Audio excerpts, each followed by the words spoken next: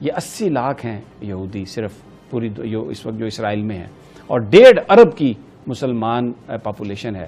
ان 80 لاکھ لوگوں نے پوری دنیا میں مسلمانوں کو اپنے آگے لگایا ہوا ہے۔ امریکہ نے نہ صرف اقوام متحدہ میں اسرائیل مخالف قرارداد کو ویٹو کیا، بلکہ امریکی صدر جو بائیڈن نے اسرائیل کو درست نشانے پر مار کرنے والے 73 کروڑ 50 لاکھ ڈالرز 73 کروڑ 50 لاکھ ڈالرز مالیت کے ہتھیار فروخت کیے۔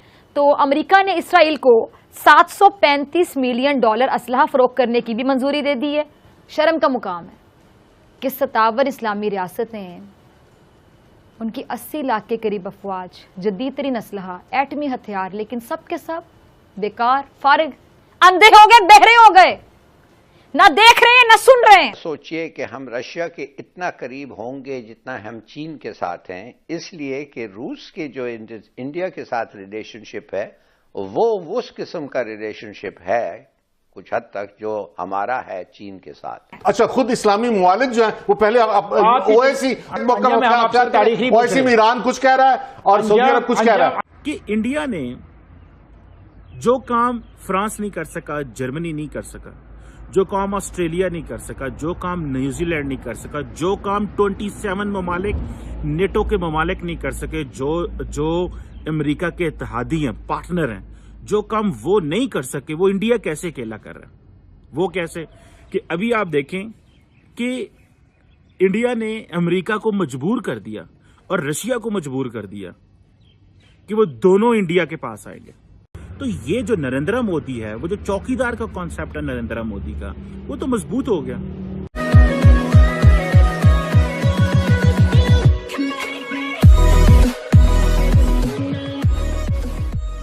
دوستو، اب ایک بات، یہ بات تو بالکل سچ ہے کہ اگر آپ ٹوٹل اسرائیل کی پاپولیشن کاؤنٹ کرو تو 80 لاکھ ہی ہے، اور اگر جو اسلامک پاپولیشن ہے پوری دنیا کے اندر اگر آپ کاؤنٹ کرو تو ہوگی 130 140 یا پھر 150 کروڑ کے آس پاس۔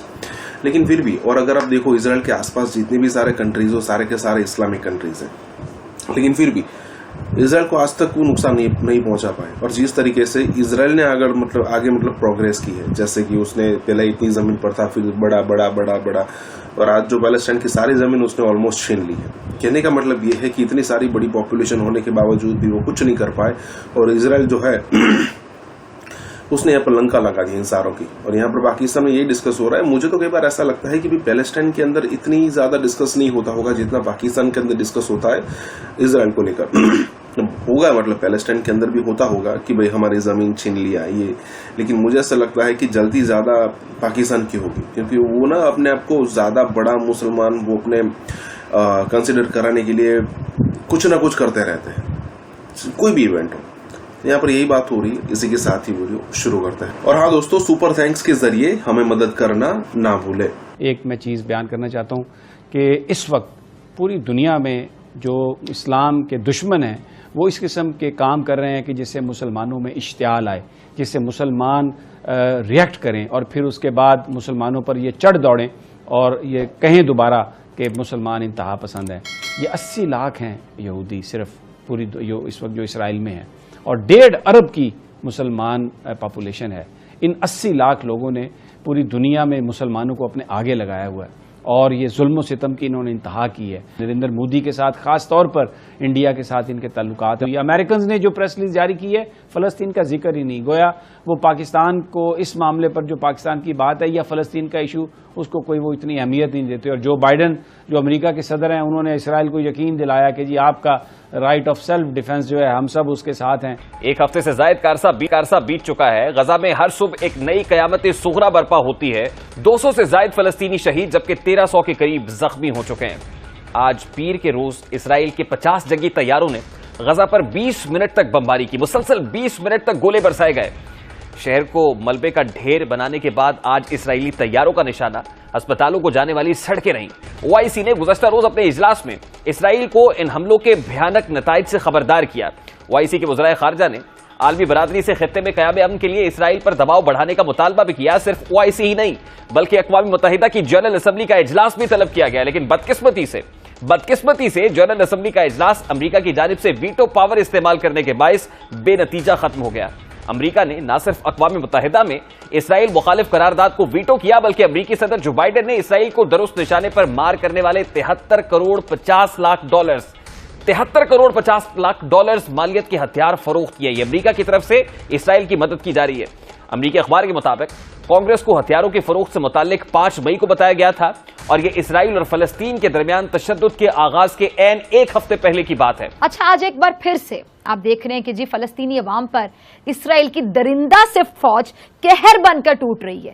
اسرائیل امریکی آشرواد سے یہ بیان جاری کر رہا ہے کہ جب تک ضرورت رہے گی فلسطین میں کارروائیاں کرتے رہیں گے، اور اب اس کی درندہ صفت فوج فلسطینیوں پر ظلم کے پہاڑ توڑ رہی ہے. اب دوسری جانب اگر آپ دیکھیں تو امریکہ نے اسرائیل کو $735 ملین اسلحہ فروخت کرنے کی بھی منظوری دے دی ہے. اور یہ سچ ہے کہ اس وقت فلسطین بے بسی کا منظر پیش کر رہے ہیں. اسرائیل کے غزہ پر حملوں کو 2 ہفتے ہونے والے ہیں.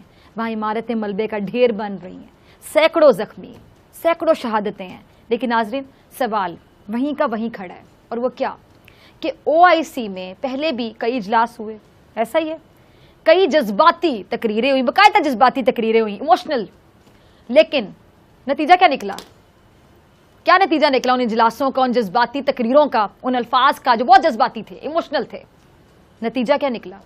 وہی صفر. افسوس کے ساتھ کہہ رہی ہوں، وہی صفر، اور وہ بھی محض ایک اجلاس میں زبانی جمع خرچ کی. لیکن OIC میں شامل بعض ممبر ممالک کے کہہ لیں کہ اپنے ذاتی مفاد ہیں، اور جو بعض مسلم ممالک ہیں انہوں نے تو اسرائیل کو تسلیم کر لیا. اچھا، ایک تو وہ ظلم ہو رہا ہے نا، اور اسرائیل کو جنہوں نے تسلیم کر لیا میرے مطابق وہ بھی ایک ظلم ہے. اندھے ہو گئے، بہرے ہو گئے، نہ دیکھ رہے ہیں نہ سن رہے ہیں. ایسے میں OIC اجلاس کو صرف آپ کہہ لیں کہ ایک رسمی پلیٹ فارم کہا جا سکتا ہے.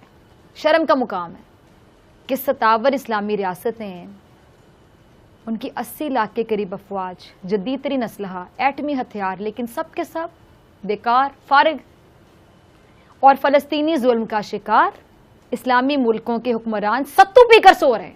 اٹھا کے دیکھیے OIC کی جو قرارداد ہے، وہ کہہ رہے ہیں ان کو مزید ظلم کرنے سے روکیں. جو انہوں نے کر دیا وہ بالکل ٹھیک ہے. ذرا آپ اندازہ تو کیجئے لفاظی کا. آج ہمارے وزیر خارجہ صاحب جو بیٹھ کے پارلیمنٹ میں یعنی لیکچر دے رہے تھے، کیا انہوں نے بڑی باتیں کی. انہوں نے جناب 6-7 وزیر خارجہ کے ساتھ انہوں نے رابطے کر لیے. عمران خان صاحب نے بھی جناب مہاتیر محمد کے ساتھ بات کرنی ہے، کچھ کے ساتھ انہوں نے کر لی ہے. What is the conclusion? ہوا کیا؟ ہمارے فارن آفس نے، ہمارے پرائم منسٹر نے ایسا کون سا بیان دیا جس کے اوپر پوری قوم چارج ہو جائے؟ مسلم ممالک کو تو گولی مارے ہیں، یہ تو بزدل ہیں، یہ تو کچھ کرنے کے قابل ہی نہیں ہے. یہ تو سوائے سٹیٹمنٹ دینے کے علاوہ ان کے اب پلے کچھ رہ ہی نہیں گیا، کیونکہ یہ اقتدار کے ہوس میں اتنے گم ہو چکے ہیں اور جو ورلڈ پاور کے انفلوئنس میں اتنا اندر تک جا چکے ہیں کہ ان کو ان کے خلاف بولنے کی بھی ہمت نہیں رہی. ایک جوائنٹ فورس بنی تھی مسلمانوں کی، اور ہمارے پاکستان سے ایک آدمی گیا تھا، اس کا کیا مقصد تھا؟ کچھ لوگ مسلمانوں کے طور پہ دیکھ رہے ہیں، کچھ لوگ اس کو یورپ کے طور پہ دیکھ رہے ہیں، کچھ اور خود فلسطینی جو ہے ان کا ایک موقف نہیں ہے. ایک طرف حماس ہے اور دوسری طرف جو ہے وہ محمود عباس کی الفتح ہے. اب بنیادی بات یہ ہے کہ اس مسئلے کو حل ہونا چاہیے. محض یہودیوں کے مرنے پہ رونا یا محض مسلمانوں کے مرنے پہ رونا جو ہے یہ بند ہونا چاہیے. انسان ہے، سارے دونوں طرف انسان ہے، اور جو زیادہ مر رہے ہیں وہ فلسطینی ہیں، زیادہ ظلم فلسطینیوں پہ ہو رہا ہے. تو ہمیں زیادہ ہوش سے کام لینا چاہیے، ہمیں اس کا سلوشن دینا چاہیے. محض جو ہے وہ یورپ کو یا یہودیوں کو جو ہے گالی دے کے کام نہیں ہوگا. ہمیں کوئی آلٹرنیٹو اس کا سلوشن دینا چاہیے، اور سلوشن کے نزدیک کوئی بھی نہیں جا رہا. ہم ایکسٹریم باتیں کر رہے ہیں. وہ جانتے ہیں اس کی اسٹڈی زیادہ ہے ہمارے سے. آپ کیا سلوشن تجویز کرتے ہیں؟ اگر آپ انجم رشید کو ہم یہ کہیں کہ آپ ایک سلوشن، ساری جو باتیں آپ نے کی ہیں اس کو سامنے رکھ کے کریں، تو کیا سلوشن؟ سب سے پہلے حماس کو اور الفتح کو بٹھا کے ان سے کہا جائے کہ کوئی قریب آئیں، پھر اس کے بعد جو ہے وہ یورپ سے بات کی جائے، پھر مسلمانوں سے بات کی جائے. اسرائیل کے اوپر جو 3 فریق ہیں، ایک اسرائیل کی گورنمنٹ ہے، اور دوسری طرف جو ہے وہ حماس ہے، اور تیسری طرف جو ہے وہ محمود عباس ہے. پھر یورپ، تو سن تو لیں آپ، پھر یورپ ہے. اچھا، خود اسلامی ممالک جو ہیں وہ پہلے OIC میں ایران کچھ کہہ رہا ہے اور سعودی عرب کچھ کہہ رہا ہے.